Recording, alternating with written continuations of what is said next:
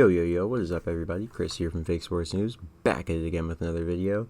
Today I'm going to be giving you guys a quick recap of what happened yesterday, as well as a preview of what to expect today in our final day of the CDL Super Week. So getting right into it, yesterday in our first matchup we saw Atlanta FaZe taking on the Paris Legion, and this was a 3-2 in favor of Atlanta FaZe. It was a very tight series. The Paris Legion played very well, and for that reason I have them moving up my power ranking. They're definitely a top 8 team in my opinion after their performance this week. Where in the top 8 they stand remains to be seen after today's matches, but I will have a new power ranking for you guys by tomorrow in the next video, so stay tuned for that. In the case of Atlanta FaZe, of course, they were able to go 5-0 and cement themselves as the clear-cut #1 seed going into our major next Wednesday. Of course, they beat Chicago in the head-to-head, so no matter what happens in the Chicago and Florida Mutineers series, Atlanta FaZe will be #1 seed since they won all the way out. It was a great matchup, of course, like I said, and FaZe took the dub, so you know I'm happy. FaZe up, baby. Looking at our next matchup, of course, we had the Minnesota Rocker taking on the London Royal Ravens, and this one shocked me a little bit. I expected it to be a 3-1 for the Rocker, but instead it was a 3-0. They came out and they just smoked them 100% of the way. The Ravens, I mean, they have a lot of work to do going into the next split of the season. I really don't think they're going to change enough before the major on Wednesday to give them a fighting chance. So I would like to see them focus on, the next part of the season, since they did start out 0-5, and they really want to get the ball rolling before champs season starts to become more of a question, right? They've lost their first 5 matches, but they can turn things around and kind of salvage their season if they win a lot more going forward. They don't have to win necessarily every match, but they do need to win a lot of them if they want to stay in contention for a good spot at champs.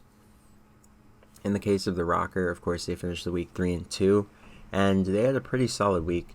They lost to the New York Subliners, and I forget who else, but they had a pretty good showing. I mean, they lost 2 matches in the first split of this Pro League stage, but I don't know. I think going into the major, they're in a pretty good position. Obviously, they'll be coming from the winner's bracket side, so their matches will not be as hard, but there is potential for them to get bounced out if they face against a good team, since their form has not been as consistent as, let's say, a New York or a Dallas or an Atlanta or a Chicago. So they're definitely a top 8 team, I would say. Definitely above Paris, in my opinion. But where they stand in that top 8 exactly, not 100% sure. Looking at our next matchup, we of course had the Toronto Ultra taking on the LA Gorillas for our closing match of the day. It was a very tightly contested series. It went all the way to a Game 5. But, of course, the Gorillas, they're search and destroy masterminds, so they were able to take the search pretty convincingly and take the series as a result. The Toronto Ultra finished this split of the first half of the season, of course, 1-4. So going into the major, much like London, I don't think there's much to take away for them. I think they just need to keep their heads down and focus on the second half of the season, since that's what's going to matter more with, seeding for champs and the big money. So it's not to say that they're going to absolutely get bounced out of the major, but I don't think that, let's say, 4 days is really enough time to make meaningful changes that'll help them to win more of these series, right? You have to go over a lot of S&D strats, a lot of respawn strats, and just figure out a lot. So I don't know that they'll necessarily be able to make that huge leap in 4 days, but we'll see. London could make that leap, so could Toronto, but as things stand now, I kind of doubt it. Of course, looking ahead to today's schedule, as you guys can see, I have the New York Subliners going 3-1 over the Seattle Surge. It could be another 3-0 for the Subliners. They've been in really great form this week. Asim, Clayster have been frying, and Mac and DiamondCon have been great support. So I think that they'll win this series against the Surge. The Surge are getting a lot better, though, so maybe they take a map, but I don't see them taking 2 personally. So I think New York Subliners win this either 3-0 or 3-1. And for that reason, I advocate for the minus 1.5. That's what I'll be taking. You guys don't have to take that. Moneyline is a safer bet, but I'll take the minus 1.5 just for the heck of it. Of course, in our next matchup, we'll see Optic Chicago taking on the Florida Mutineers, and I think Shy walks away with a 3-1 victory, possibly a 3-0. I think that the Mutineers are pretty inconsistent as it stands right now, and a team like Chicago, I think they're just going to win. They had struggles against Toronto Ultra, obviously, but I think that they will have gone back to the drawing board, reviewed the VOD, and seen what's gone wrong.